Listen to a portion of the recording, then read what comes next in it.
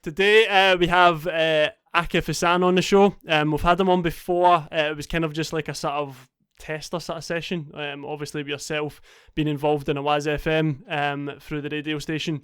We're just kind of it was a sort of dry run, a sort of practice episode of the podcast coming on the radio as he was kind of showing us the ropes. First of all, Akif, how you doing? I'm good. Yeah, just enjoying life. Just getting busy. Fantastic, good stuff. Good. And obviously we've only got myself here today, so you've got to put up with my questions getting asked. Thank you. I always felt like you had the better questions. Oh, thanks. Hopefully. Adam is currently away. He's his wife's pregnant, and I think he's due. She's due. He's not due, unless there's something I don't know here. But yeah, she's obviously due in the coming days of recording the episode. So all the best with Adam. Hopefully everything goes smoothly, going to plan. Have you got any sort of tips about becoming a dad, becoming a fella, from being one yourself? You're not talking about tips on how to become a dad, or tips on once you become a dad? Well, because yeah. First part, I mean, you should know that yourself. Yeah. Do you understand the birds and the bees? Yeah. No, I think honestly everybody treats it in different ways. Everybody goes through different things. For me, it was genuinely the best thing that happened to me. I'm going to sound really cheesy here, but there's everybody talks about how you love your kids instantly and stuff like that. There's a love that you don't know exists until you have it, and that comes when you have kids. It's just phenomenal. Watch him change. He'll be out, or you won't want to come out with the boys. You won't want to come out with his mates and stuff. Yeah. He'll just want to be home, watching TV and having his kid in his arm. It's the best feeling. Definitely, man, superb. Yeah, well, all the best for Adam. Obviously, in the coming days, hopefully everything goes well. So we'll just start at the start with our guests, like we usually kind of do. Akif, what was sort of life like in the beginning, sort of thing, like school and that? So I grew up in Thornleybank. I think we moved there when I was 2. I had an older brother, younger sister, and so 4 of us. So it was quite a busy household. My mum was actually the first Asian radio DJ in Scotland. Then she went on to work for the Department of Work and Pensions. My dad had a shop. My dad came over from Pakistan. He came over when he was 21. Absolutely hated it here. But he got on with it. My dad still is today. He's a very strict person, and he's opened up a bit since we've had kids. And it's funny to see that things that we used to get shouted at when we were kids, and he wants the grandkids to do it because that's his joy now. But yeah, no, I had a great childhood. I had so much love and support from my mum, and so much sternness from my dad to make sure that we kind of went out and tried to achieve. I think you kind of need that sort of growing up initially. You need that sort of structure, cold shoulder a wee bit. I think even with like my mum and dad, they've kind of just mellowed out a wee bit since I've got older. They kind of probably know the sort of standards that I kind of obviously know my sort of morals and stuff now. So it's more or less of like, not like what to do and what not to do. I suppose growing up, you're still kind of learning that, still learning the ropes and stuff. Yeah. Yeah, I think you get to a point where it's like I've done all I can do, so now it's up to them. Whatever happens, they'll deal with it. Pensions department, was that next to Silverburn? No, Any so chance she of that? worked for the DWP, the Department of Work and Pensions. So she basically it's the job centres. Right. Okay. Yeah, all the job centres. So she worked. She actually worked in Shawlands. She still does actually. When she was younger, Springburn, I think it was. She worked in. But it was her job to basically. She was a fraud investigator, so she would go and see who was making illegitimate claims on benefits. Right. Okay. And try and hunt them down. Like I'd love to see she's like a spy or something like that, but no. Yeah. She would sit in the office and she would look at all the information. It'd be quite an interesting job, especially if you have to go out on site. I suppose. So obviously, sort of progressing a wee bit into you obviously done accountancy at uni, wasn't it? Yes. Yeah. So I did accountancy at uni for my dad. I never wanted to do it. When I was that age, I had no idea what I wanted to do. We spend our entire lives thinking about what we want to be when we grow up. We get asked this question so many times, but it changes constantly. And when I was younger, I was very much of the opinion that I just wanted to be happy. So money was never a big thing. My dad was the opposite. He hated when I used to say that, but He was more about, I want job satisfaction. He was about go and make money and then you can have life satisfaction. Which are both equal arguments. I just always wanted to be happy in my job. I'd rather be working towards something. I think it's that millennial view where you're trying to achieve so that you feel comfortable or happy with what you're doing. I think that's mad. Like, because I watched a video. I think it was actually last night, and it was like if you don't like a job that you do, you roughly whittled it down, and without holidays, you only have like 11 years of your life that you actually enjoy doing what you're doing, and that's not working. Yeah. That's what what it actually equates to. So it's for people that work dead end jobs and stuff, I think. Yeah. But yeah, it was just something that popped up. I was like, oh, that's No, interesting. I get it. That's and I can understand that. But for my dad did accountancy in Pakistan. Right. And over in Pakistan, they publish all the results. He did the best in all the universities in his kind of area. When he came over here, he couldn't afford to. He had to go back to uni and do another year. He couldn't afford to do it, so he obviously ended up just moving into working in shops, and eventually he bought his own shop. And he wanted one of his kids to become an accountant. I had no idea what an accountant did. I mean, I was told from a very young age, you want to be an accountant. I'm like, okay. If that's what you want.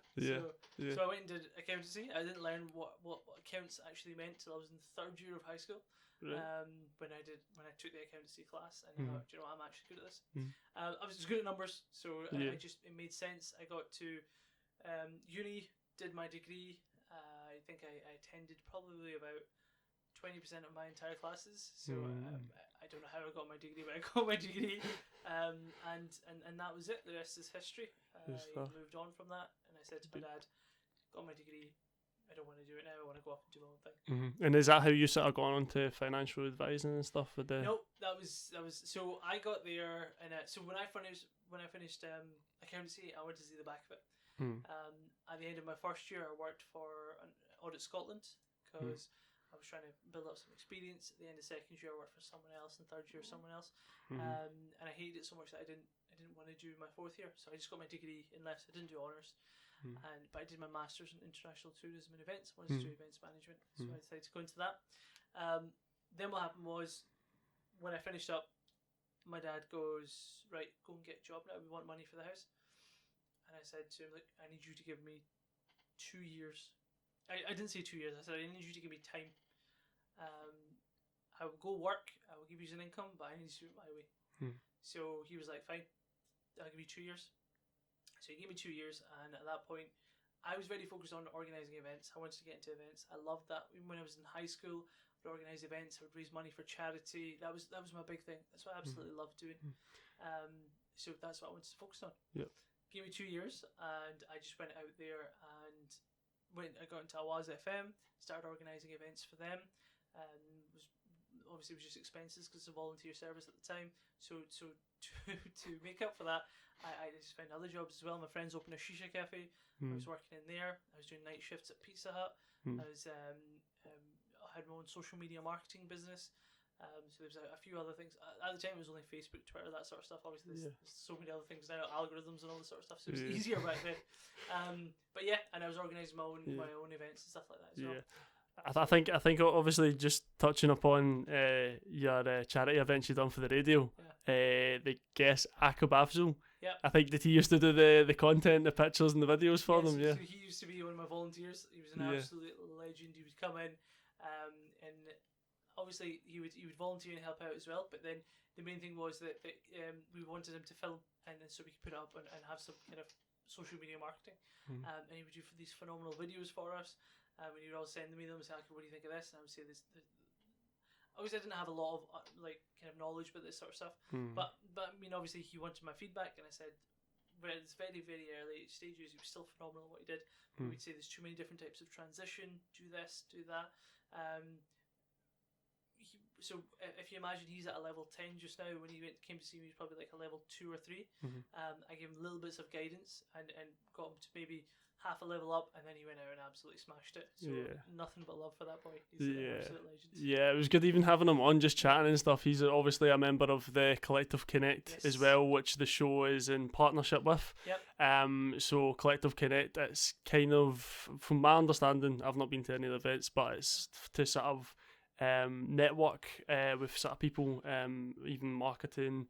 Obviously, I think it's obviously Adam's kind of part of it as well. Yeah. So Collective Connect is still a while down the road from me trying to become an event manager. But we'll skip and we'll do a flashback. Right, okay. Yeah. So Collective Connect was the brainchild of myself and two of my friends that I went to uni with who also studied accountancy. One of them became a mortgage broker and one of them became an accountant. And just when I became a financial advisor, so what we decided was there are so many people out there that need help, that need advice, and there should be a legitimate I don't want to say board, but a legitimate place that people can go to, be able to ask questions and know that they're going to receive trusted advice. We want to get to the stage where, the Collective Connect logo, this two C's, if people have that on their company, on their business cards or whatever marketing, it means that they are approved Collective Connect companies. That was again the idea behind it. It means that they're trusted companies and they're not going to mess you about, basically. Yeah. It's just about, it's a networking group. We all get together and then we organise events for the community. Whether that is, so we look at doing 2 or 3 business events per year. We look at doing 2 or 3 public events per year. So we had a speed networking event for businesses at the start of the year. We're now in the progress. In fact, it's going ahead in 2 weeks' time. But we're doing an event for the public. It's called the What, Where, When, and Whys of Investing. So it's going to be, I'm going to be talking about stocks and shares. Someone else is talking about investing in properties of different types. Someone else is talking about lending. Someone else is talking about cryptocurrency and NFTs. And basically we're talking about scams to watch out for, how people can make money off them, the taxation you need to pay, and then obviously people will be able to ask us questions. So Collective Connect is just an opportunity for people to develop themselves and help others. Yeah, definitely, because there's a lot of scams out there as well. Like, it's like the dodgy like TPD parcels and stuff, the text you get. Yeah. I've almost fallen for a few of them myself. Yeah. I know a lot of people that fell for the cryptocurrency one. What one was that? So there's a scam. In fact, we'll talk about it off here. I'll tell you. Right, okay. We don't talk about it here. Because I mean, it's the ones you're like, did I order a parcel this week? And then you like think you've ordered it, and then it's like, £3 for delivery, and you're like, what? Wait a minute, what's going on here? It's mad, it's nuts. But yeah, so obviously flashing back, you sort of 2 years. You said to your dad you were going to get a job. You worked in Domino's and stuff. So at the end of the 2 years, did you secure something? So it was about a year and a half later. My dad basically said to me, "Look, I'm going to give you 2 years, but I also want £200 a month for rent or whatever." So I did that. Thanks. Exactly. About a year and a half later, Human Appeal were organising an event in Glasgow, the charity Human Appeal, and they didn't have anybody to organise for them. And at that point, I've become well known within the community by a few people. I used to host the Mela and stuff like that. I used to organise events. I was quite active in organising events. In fact, the year just before Human Appeal, I'm pretty sure I went and hosted pretty much every event that I could, and I didn't take any money for it. It's just so I could get my name out there. And then Human Appeal were organising an event. Someone put my name forward to the organisers. I had a conversation with them. They said, "Look, we'd love to. We're happy to pay you to organise for us."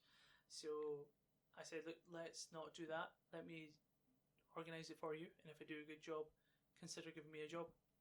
And they said, "Okay, let's do that." So I organised. It was who was the band again? They had a band playing. I can't remember the name of them now. I can't remember the name. It was this band that was coming in. I went out, organised it, sold all the tickets, something like 300, 400 tickets, and we sold out in Glasgow, and even in places like London, Birmingham, which normally do a lot better, they didn't do as well. So they were absolutely amazed about what we managed to do. And yeah, they were like, "Great, let's have you, let's bring you on." Name your price and sign the dotted line. That's it. That was it, and then that was me head of fundraising for Scotland for Human Appeal. Fantastic. Did that for a while, and then I became volunteer development manager. So it was my job to create training courses for volunteers and go up and down the country. I was in Birmingham, Birmingham, Dundee. Why do I keep saying Dundee? I was in Birmingham, Bradford, London, You name it. I was up and down the country, and I was delivering these sessions to volunteers, Newcastle and stuff like that. And then we had someone else come in who was in charge, who became my direct line manager, and it was someone who wanted to change the whole volunteering system, the way that we did it. He actually became the head of the HR department, and he said to me that we want to change how we do it, rather than just dealing with volunteers. What I want you to do is look at everything from the angle of internships. So, and I told him straight. I said, "This is not going to work. This is the UK. Yeah, it doesn't work." He was from Egypt, and obviously they did everything. With a project he worked in the past, it was all internships. And he goes, "No, this is the way I want it done." I said, "Look, respectfully, I don't believe in your vision. I think it's best for me to move on." Yeah. And I did. Yeah. I was like, "Okay, done." I think I get, like, I can sort of see like where you obviously were coming from, like that's not going to work, because I think you need someone that's a permanent staff member to sort of say, right, okay, this will work, this won't work, and someone to check and read over what they're doing's right. I think in my work at Babcock, they were designing the aircraft carrier, and I think they got graduates to design this certain bit, and they had to, like, just, it was a waste of like money, it was, and everything. It was like a decent sum, and they were like, we need to design it just from scratch. so I get you completely. Obviously, with the charity sector, a lot of stuff is done by volunteers. Obviously, helping them out, organising the events and stuff. The guy wanted to change it all to make them into be interns and doing X, Y, and Z. I did learn something great though, because when we pitched the idea to kind of the higher ups, he said, "How would you like to save £250,000?" That's how he was pitching it to everyone. And I remember learning one of the most valuable lessons: people are dumb. So he would go up to people and say, "Listen, what if I told you I could save you £250,000 worth of labour expenses?" And they'd be like, "Yeah, let's do it. So they would sit down and you'd have this meeting, and he'd be like, "Right, it costs us this much per salary for the average staff member. If we were to, so in total, to bring in X amount of staff members, it would cost us £750,000. If I said to you that you pay me a quarter of the price, £250,000, and what I'll do is I'll bring on interns, we'll train them up, we'll pay for all their staffing and stuff like that, and then off the back of that, the £250,000 is including everything, so you'll be getting all of that work done, but you'll be saving £500,000, £500,000. How does that make you feel?" And you're thinking, okay, wow, this guy's going to save me £500,000. Yeah. But in actuality, he's not going to save you £500,000. He's making you spend £250,000. Do you know what I mean? Yeah, kind of. People don't figure that out. People don't think, okay, I'm at point zero just now where we're getting on. He's like, I'm going to bring in £750,000 worth of work for £250,000. I'm going to save you £500,000. That's the mentality that he gave me, and that's when I realised that you can actually get a lot more with the presentations if you start with the bottom line. So that's how I pitch. That's what I do from now on. I talk about how would you like to take more money out of your company and pay less corporation tax. Yeah. And you're like, yeah, it sounds great. Yeah. So I moved from there. I moved to Penny Appeal. They offered me the same job, better salary. I went out, met some phenomenal people, did the same job, absolutely smashed it. I loved it. And then, unfortunately, one was my dad's shop. He was coming up to the end of his lease term, and he had to let it go. There was a Sainsbury's that opened up nearby, and in the lead up to, I think, about the 3 years previously, slowly, each quarter we had to help him pay more and more of his rent. So it started off being like, okay, you need an extra couple £100. Towards the end, it was here's £3,500. We all had to. So between me and my brothers and my mum, we all kind of chipped in, and we all paid bits and bobs of it. So unfortunately, it came to the end where you had the option to renew or to let it go, because he couldn't keep up with the rent, or he wasn't making any money from it. He had to let it go, and he had always thought that when it was time for him, he was going to sell the shop and make money and use that for his retirement. Unfortunately, he didn't have any retirement plan in place. Right. Okay. So that's when I did research. I started looking into it, and I found out what he could do, what the benefits were, and the drawbacks from all the different methodologies. And then I found out there I could become a financial advisor, and I could set everything up for him. So Fantastic. that's exactly what I did. Good stuff. Good. So obviously, with your dad being your first sort of client, then sort of thing, you just sort of based it on that. That's Good it. stuff. Obviously, you sort of mentioned the human appeal. Your event in Glasgow, was it stressful trying to pull that off? And was there any sort of obstacles you had to sort of overcome to pull it off? If it makes sense. So I absolutely loved it. So I've always loved organising events, being in control, and encouraging other people to achieve basically.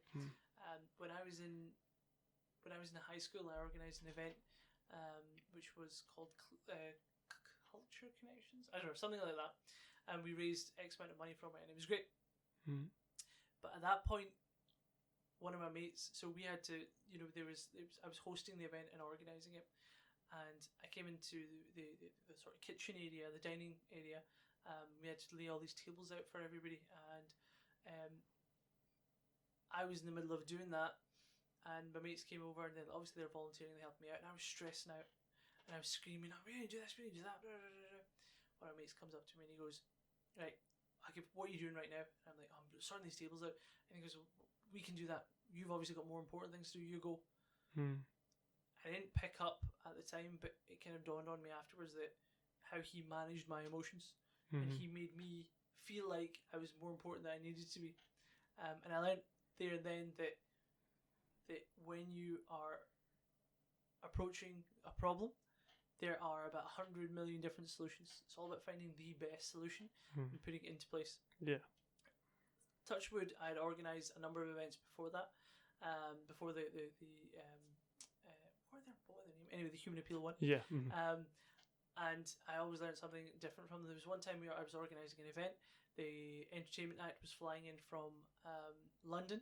Nobody had booked their flights, and this was about 6 hours before the show. So I just, obviously they're on the phone to me. Listen, I heard you're organising the event. Nobody's booked our tickets. So obviously I just instantly had to come up with a solution. Yeah. You don't have time to think. It's a gut reaction. So I said, "Listen, guys, book your tickets. We'll square you up when you get here. I'll sort out your accommodation." One of my mates was over from London. He was living in a house. So I phoned him up and said, "Look, here's the situation. Can you help me out?" And it was fine. We sorted it all out. Fantastic. That was one.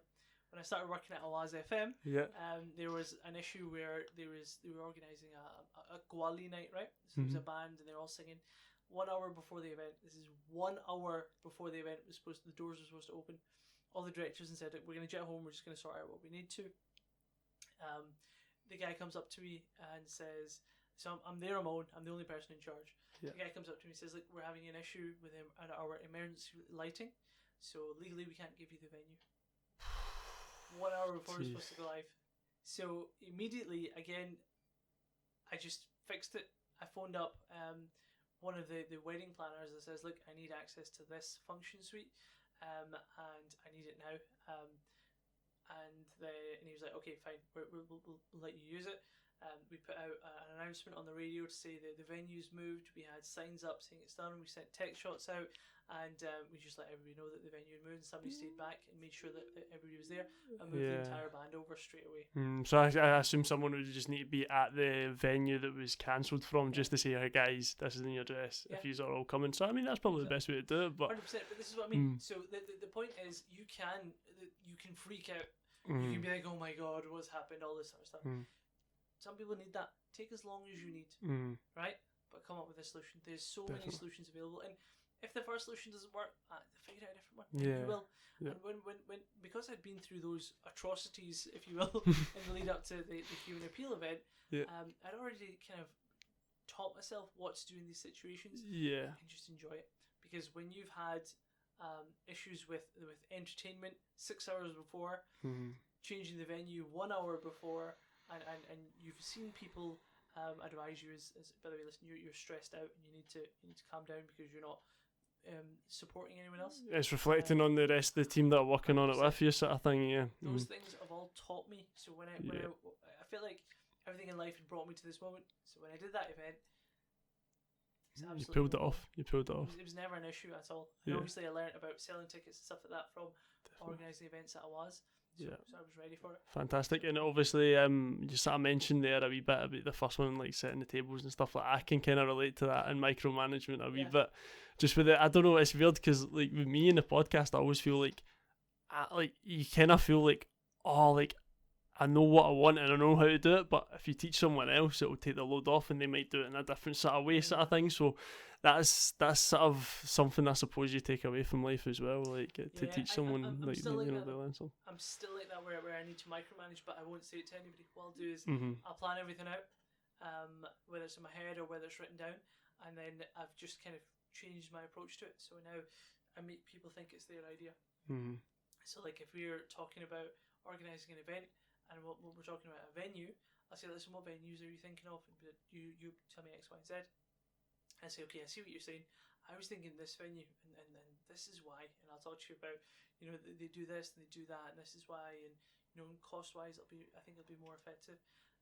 What do you think? And 9 times out of 10, they'll say, okay, let's go for it. Or they'll say, actually, do you know what? I think this venue might be better. Which will be like, fine, go and do the research. Come back to me in a week, and then we can make the final decision. Yep. So either they don't do the research because it's too much work, or they go and do it and they come back and say, oh shit, Akif, you were right.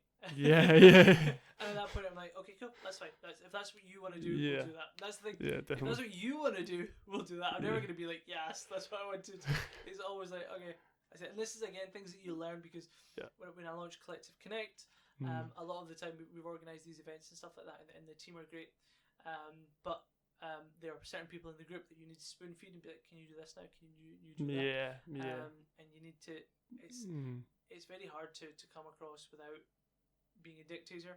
Yeah, or sounding a bit patronising, you know, and stuff like that as well. Yeah, exactly. So there's subtle things that I've learnt about the way you speak to people and the way that you respond to people is just as important. Definitely. Don't get me wrong. When I've got a lot on, I go into affirmative action mode, I call it. And I have no emotion, almost like a robot. Right. But it's I don't allow myself to be like to freak out. And I'm just like, right, what do you need? Here's the solution. What do you need? Here's the solution. What do you need? Here's the solution. Yeah, because you've done so many, like, you can troubleshoot from like an hour out of the event taking place. It's I actually enjoy it. Yeah. Would you ever get into a job like project management at all? So I've got a project management qualification. Right. Okay. So I did. I know about waterfall and obviously the kind of the main Gantt charts and stuff. Yeah. I've used Gantt charts. I use Gantt charts regularly. Right. Okay. Yeah. But I did. I've got a Scrum project management qualification. Right. Okay. Which is more so to do with within the IT sector. Right. Okay. And again, I was considering going into that before I went into financial advice. Because that's more like you come up with like various like on the spot ideas, and then you'll sort of group together and then think of one, and then like we'll say, right, okay, that's probably the most viable one, and then you'll sort of conduct your study based on that sort of thing. So I did look into it, and then obviously I had to do Prince 2, and then I was looking at kind of the different routes in and stuff like that. So it was potential, but universities brought me here, so. I think the universe throws out ideas and options for you all the time. But if you don't jump on those opportunities, then you miss out.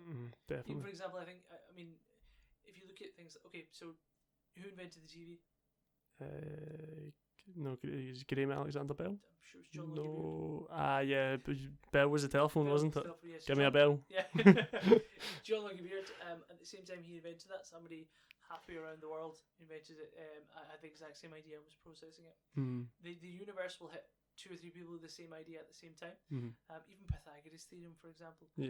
People talk about how there was a guy in Russia that was coming up with the exact same thing at the same time, but he's lesser known. This is just what happens. For example, I started writing a book, and I called it Transformative Financial Planning. So I went to register the name, and I found out 1 month before I went to register the name, somebody else had done it. So the universe puts out these ideas at the same time to a handful of people. And if you're not fast, then I don't want to say you're last. But yeah, Yeah, but yeah, you miss yeah, it. definitely. Yeah, I've kind of, maybe not now. It might not. Well, if I ever come to it, I'd probably just be writing a book about short stories, like of just stuff that's happened, like when growing up and just like But that's daft things. And the life lessons from it. Yeah, exactly. I mean, there'll be like stupid mundane stuff. Like I remember like what was it? I was having a steak with my dinner. Me and my girlfriend were having steak for dinner. It was a few weeks ago. I put potato wedges on, and I was grinding the salt, and I was like, "Do you want any?" And she's like, "It's not coming out." I was like, "Yeah, it is." And I like lift it higher and higher and higher. The film is actually on the bottom of the grinder, Oh no. and this whole time the salt was just been mounting up since I've had it. And I was like, "Nah, you're kidding me on." Like I was like, "How is that? How have I not realised?" And like so many people have said to me, like, "Didn't you like not taste the salt?" And I was like, "Yeah, I just have my potato wedges as is." But yeah, man, it was funny. I just had to open it over the bin. I wasn't gonna open it over the meal. Yeah, obviously. It's like cholesterol and that, you know. But yeah, no, it's funny, man. That's funny. And then obviously, you mentioned the project management. I done a sort of course during lockdown. It was through Glasgow Uni. My dad sort of works there, so he sort of guided me as like a micro credential course. He's like, I'm like, if you're not doing anything, just go for it. And I was like, sack it. We'll just outside work time, we'll just sort of do it, and just bossed it and came away with a wee qualification. So. That's good, man. That's it. Another thing for the CV. Yeah. Before we finish up, so we've obviously done the quick fire round of 10 questions. Yes. What we're gonna do to change it up with yourself, Akif, because I guess we'll probably know by now the answers to them. I'm just gonna put it on the spot. So top 3 places to eat ever, like restaurants. Ever eaten. Mm-hmm. Okay, there's a wee cafe. It's when you go to Marrakesh. Right. You walk up the Atlas Mountains, and there's a wee cafe at the top of it. And it's just if you go when it's the sun setting, it's just absolutely beautiful. It's just phenomenal. So I think all of them have involved sunsets, to be honest. So when I went to Turkey, we went to Marmaris and it was with the boys. I think it's more about the time and kind of obviously the feeling of nostalgia and stuff like that. But at the time when we were there, we just got there. It was our first lads' holiday, and we went there and we sat and we all ate steaks on top of over the pier. So you saw all these boats coming out, and again the sun was setting then as well. Yeah. And the last one was there's so many. Okay, I'm gonna go with when I just had good company when I was in Istanbul, and we ate on the beach. And again, the food wasn't even great, but we sat there for about 4 hours, and the sunset, and we were just laughing the entire night. So food wise, it's going to be a steak though. Yeah. I think setting does it as well, man. 100%. Like setting the environment, the people around you just kind of make it as well. Like you obviously mentioned that one when you were in Marmaris with the boys, and so like sunset and the boats are coming in and stuff. Just like I had a great time with my wife in a few places as well. Yeah. Yeah, fantastic. Right, okay, Akif, thanks again for coming on. It's been a pleasure. Obviously Akif Wealth, isn't it? Yeah. Akif Eshan Wealth Management. Yep. So we'll put the links to the links to the page in the description, as well as Collective Connect and stuff as well. You can jump onto my website. It's just www.akifeshan.co.uk. Cool. And you can book an appointment with me. So if anyone needs it. Yep. Financial advice, networking. This is your man.